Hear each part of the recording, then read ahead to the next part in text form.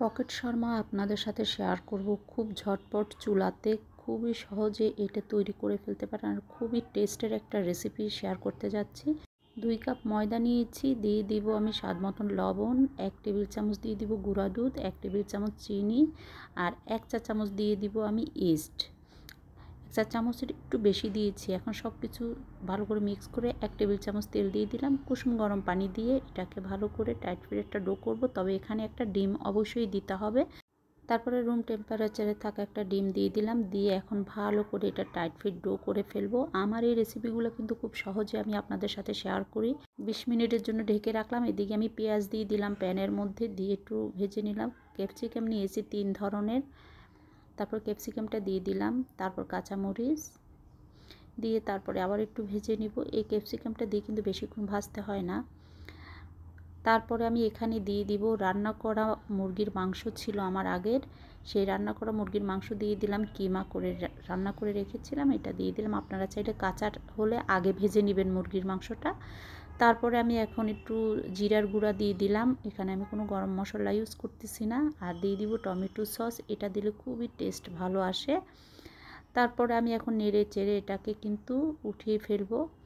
তারপরে আমার সেই দেখেন 20 মিনিট পর কিন্তু একদম ফুলে ডাবল হয়ে গেছে। এখন আমি ভালো করে মথে তারপরে এখান থেকে একটু বড় সাইজের একটা লিচি কেটে নিলাম। এটা একদম অনেক বড় করে কিন্তু বেলে নেবেন।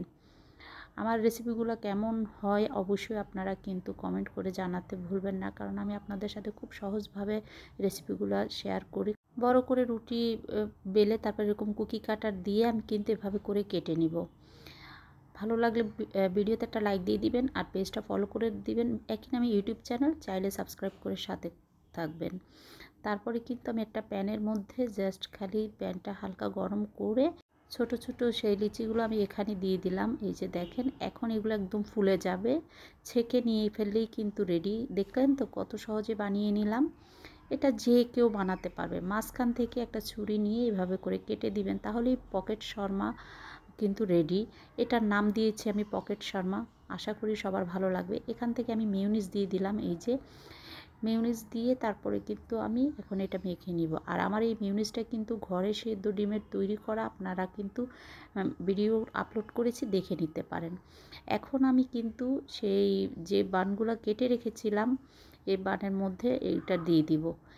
খুবই সহজ। এটা বানিয়ে কিন্তু আপনারা বাচ্চাদেরকে টিফিনেও দিতে পারেন, বিকালে নাস্তায়ও দিতে পারেন। বাচ্চারা খুব মজা করে খাবে, যেহেতু চিকেনের পুর দেওয়া। এই যে দেখেন কত ইয়ামি লাগতেছে। এভাবে করে আমি সবগুলা বানিয়ে নিয়েছি। আমার এই ভিডিওগুলো যদি ভালো লাগে অবশ্যই ভিডিওতে লাইক দিয়ে দিবেন, বেশি বেশি শেয়ার করে দিবেন।